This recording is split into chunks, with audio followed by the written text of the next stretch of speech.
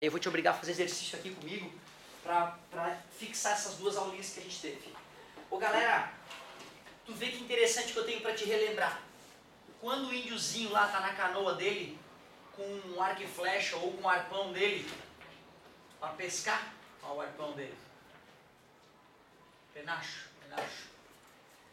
Quando ele está olhando um peixe, quando ele está a observar um peixe, deixa eu só imaginar qual vai ser o caminho da luz. Se o peixe está nessa posição aqui, ó, que peixe, professor? Sei lá que peixe, pode ser piranha, dedinho. Se bem que piranha é só se for para sopa mesmo, lá, né? Quando a luz refletida pelo peixe vai sair da água e vai para o ar onde está o olho do índio, essa luz sofre um desvio, chamado refração. E como o cérebro do índio entende que a luz anda em linha reta, o cérebro dele diz que o peixe está muito mais no raso de onde de fato ele está. Por isso que o índio, de tanto tentar matar o peixe que estava na próxima superfície, ele percebe, pô, estou errando tudo. Aí ele bota uma pedra debaixo d'água, né? E tenta acertar a pedra. Ele vê que mesmo a pedra parada ele erra. E ele sabe que a mira dele é boa porque os passarinhos ele mata. E aí ele percebe, caramba, quando eu estou olhando a pedra que está mergulhada na água de fora da água, eu não vejo a verdade. Eu estou iludido. Aí ele já ensina para o filhinho índio que na hora de pescar tem que arpoar, tem que jogar flecha num lugar diferente. Ele não faz cálculos de refração, ele só sabe que a refração existe, certo? Então nós vamos estudar este fenômeno chamado refração. Isso ocorre também com o Sol. Aqui está a Terra, teu planeta, e aqui está a atmosfera da Terra exageradíssima. Porque como a Terra tem 13 mil quilômetros e a atmosfera só cerca de 100 quilômetros, a parte mais importante da atmosfera, mais densa, então está exagerada a nossa atmosfera. Mas só para a gente entender que quando um raio de luz do Sol atinge a atmosfera, como essa luz se propagava no vácuo e vai passar a se propagar no ar, ela sofre um desvio ao atingir o teu olho aqui na Terra. E o teu cérebro então vai enxergar o Sol acima de onde de fato ele está. Então tu vê, né? Tu olha o Sol ali, ah, que belo Sol, ele está mais abaixo, certo?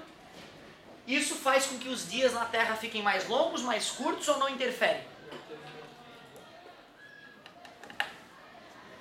Quando eu estou olhando o Sol nascer no horizonte, mesmo quando o Sol está fisicamente escondido no horizonte, o fato de a luz se refratar na atmosfera faz com que eu já enxergue o Sol, mesmo quando ele está fisicamente atrás do horizonte. Sem atmosfera terrestre, seria escuridão total. Com a atmosfera, o Sol já brilha nos meus olhos. Tudo bem?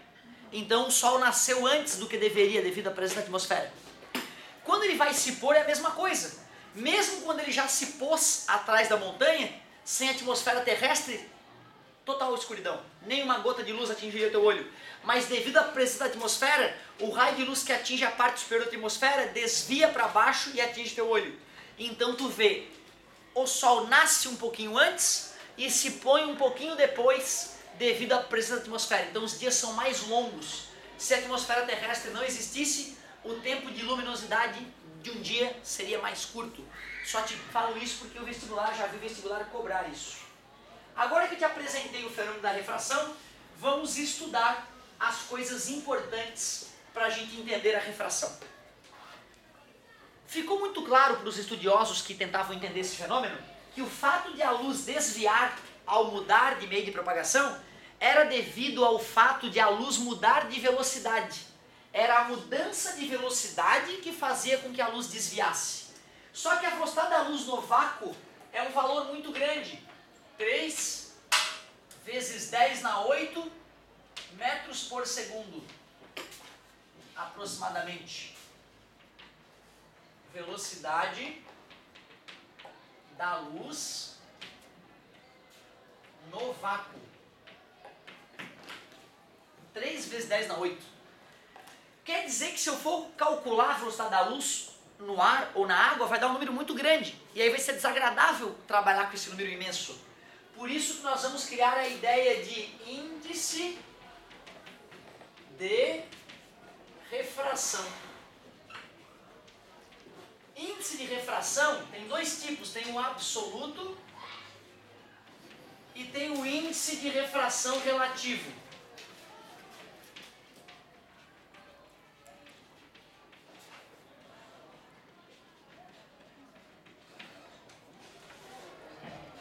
Oi?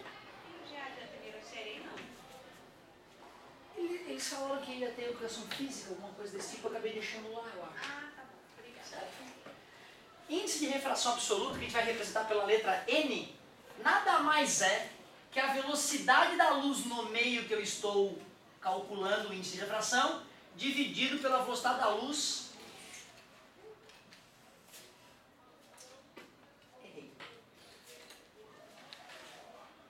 É a velocidade da luz no vácuo, dividido pela velocidade da luz no meio em questão. Como assim, professor, o meio em questão? Se tu quiser calcular o índice de refração do material X, então tu vai ter que usar a velocidade da luz no material X. O que o fato de o índice de refração ser calculado dessa maneira nos faz concluir? Isso me faz concluir que quanto maior for a velocidade, menor é o índice de refração. Logo, qual é o menor índice de refração que existe? O do próprio vácuo. Quanto vai ser o índice de refração do vácuo? 1, porque vai ser a velocidade da luz do vácuo dividido pela velocidade da luz do vácuo. Por isso que o índice de refração do vácuo é 1. O índice de refração do ar, pessoal, é aproximadamente 1,0003. Eu te pergunto, no ensino médio nós estamos acostumados a trabalhar com quarta casa após a vírgula? Só nas provas retardadas do professor de física e matemática que vocês tiverem. O índice de refração do ar é aproximadamente 1, então, no ensino médio. Se te falarem ar, N1, sim, o ar é que nem o vácuo, professor? Não. É uma pequena diferença. Mas, para o ensino médio, aproximar o ar do vácuo para a luz não há problema algum. O que é o índice de refração relativo? Se eu quiser comparar o índice de refração de material X com o índice de refração de material Y, é só dividir o N do material X pelo N do material Y. Só isso.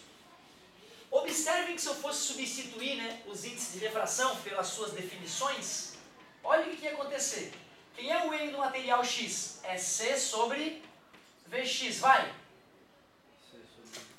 Obrigado. É só aquela participação para ver se tu está me olhando e pensando, ou se tu estás viajando. Divisão de fração é a primeira. Obrigado. E observe que cortando a velocidade da luz no vácuo, o índice de refração relativo do material X em relação ao do material Y é Vy sobre Vx. Se eu for calcular o índice de refração relativo a partir dos índices mesmo, é só dividir, na ordem certa. Mas, se eu fosse usar as velocidades para achar o índice de refração relativo, eu tenho que inverter a divisão. Índice de refração relativo. Bom, agora que nós temos uma noção do que é índice de refração, eu posso estudar contigo os elementos de uma refração. Ou seja, lá tem o meio transparente A, meio transparente B, e essa linha é a superfície de separação entre os meios transparentes. Superfície de separação.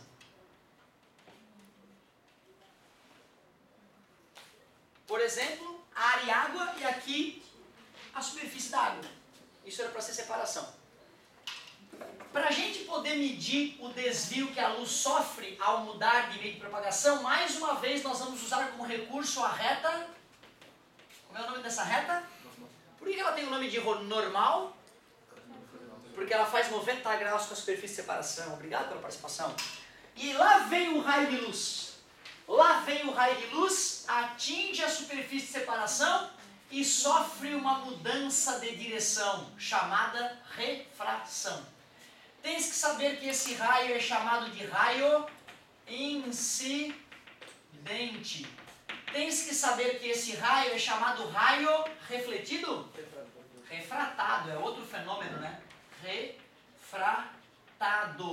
Esse ângulo continua se chamando ângulo de incidência, assim como ocorria na reflexão, porém, esse ângulo ganha que nome? Ângulo, pode Pode ser, mas tecnicamente ângulo de refração.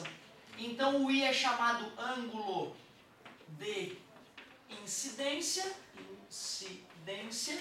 e o outro ângulo é chamado de ângulo de refração. Lembrem-se, hein? Amanhã eu vou poder te provar por que esse fenômeno deixou a tua internet rápida. Por que esse fenômeno óptico deixou a internet do mundo diferente. Agora que eu coloquei os elementos da refração para ti, eu posso te falar das leis da refração, fazer exemplos e acabou. Aí tu vai ficar fazendo exercício com o meu auxílio. A primeira lei da refração é idêntica à primeira lei da reflexão. Alguém lembra qual era a primeira lei da reflexão? Raio incidente, raio refletido e reta normal são coplanares. A primeira lei da refração é a mesma. Leis da refração. Leis da refração. Primeira lei. O raio incidente, o raio refratado e a reta normal são coplanares, estão no mesmo plano. Quer dizer que a luz, ao penetrar no meio transparente, ela pode sofrer desvio de direção, mas ela não vai mudar de plano. Não é um fenômeno tridimensional, é um fenômeno que ocorre em um plano definido. E a segunda lei da refração, chamada lei Snell-Descartes,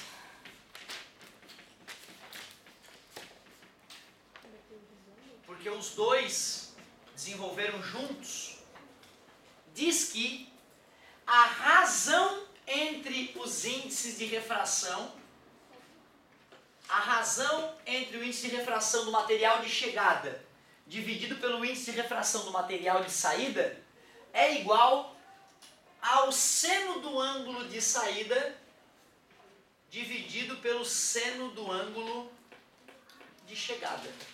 Apesar de a lei ser escrita dessa maneira, eu não gosto de trabalhar com ela assim. Eu prefiro fazer a multiplicação cruzada e dizer que o n de chegada vezes o seno do ângulo de chegada é igual ao n de saída vezes o seno do ângulo de saída. Eu acho mais gostoso assim. Mas é a mesma coisa. Olha, cara, a aula ela fala disso.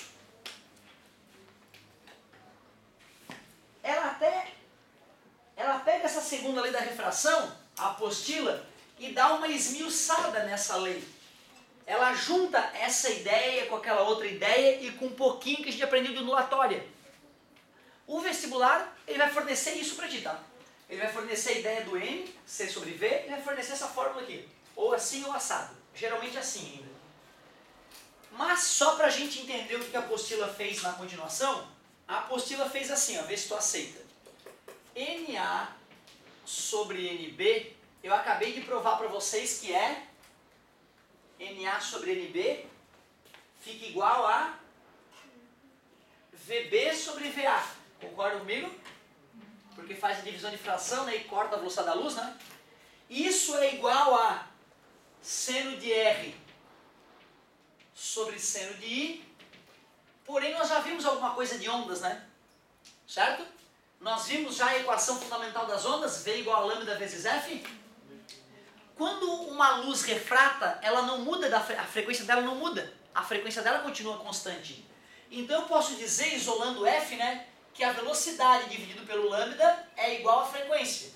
E se eu digo que a frequência antes da refração é igual à frequência depois, usando a equação fundamental das ondas, fica V antes sobre lambda antes é igual a V depois sobre lambda depois. Mas como eu tinha uma razão entre as velocidades, eu vou fazer a razão aqui. Vai passar dividindo, tá dividindo, passa multiplicando. Ou seja, a razão entre as velocidades da luz é a mesma razão entre os lambdas, comprimento de onda dessa onda luminosa. Portanto, eu posso deixar a fórmula ultra mega plus poderosa. Lambda B sobre lambda A. Então essa equação aqui, na verdade não é uma equação, né, pessoal? Quantas equações tem ali?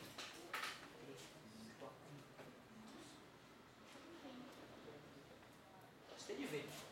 Uma, duas, tudo bem? 3, concorda comigo? 4,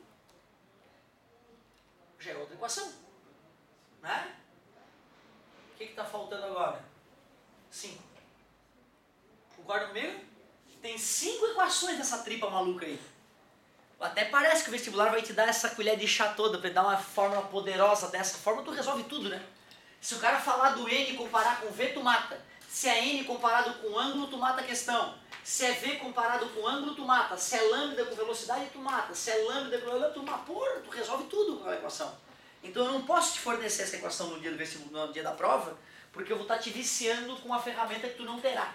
Eu vou te fornecer o que a UFSC te fornece. Beleza? E ela fornece o V como a lambda faz, né? V igual a lambda vezes F.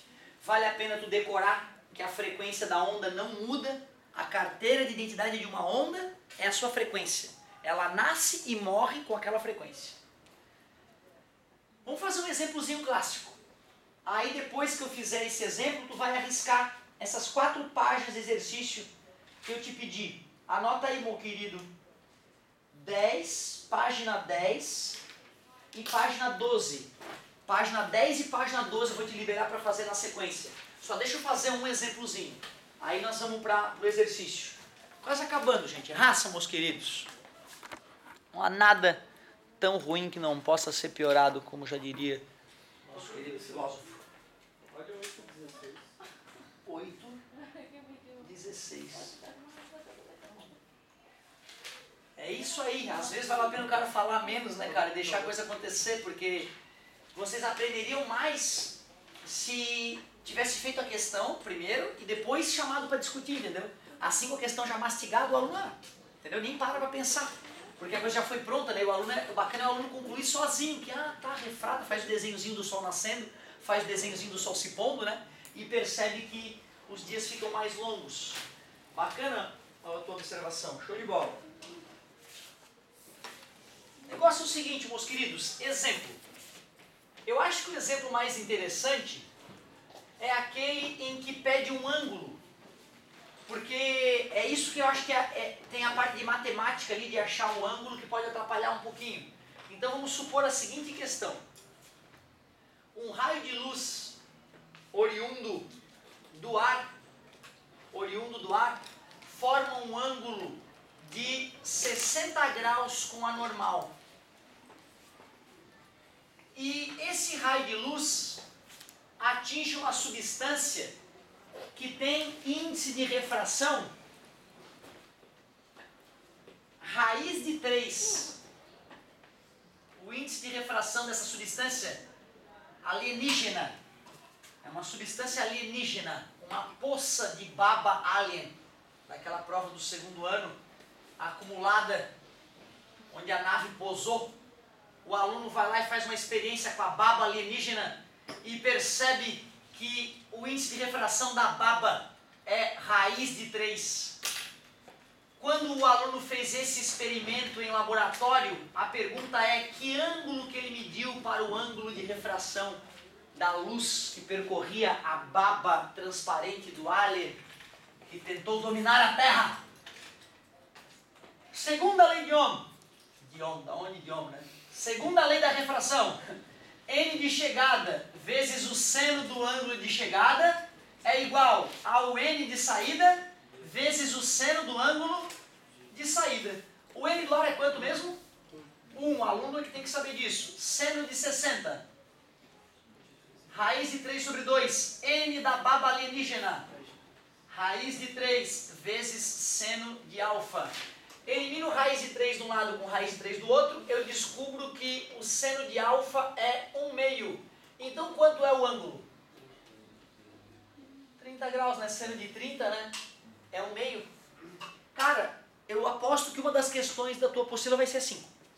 Porque nós não temos muitos números para botar ali, entendeu? Hoje eu dou uma tabela gigantesca de senos, ou eu vou usar os números clássicos. Então é muito provável que essa solução esteja embutida em alguma questão que tu vai tentar.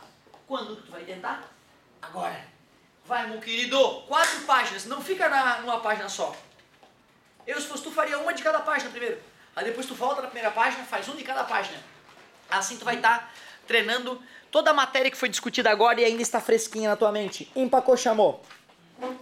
Não quero ver ninguém parado, meu querido, vamos!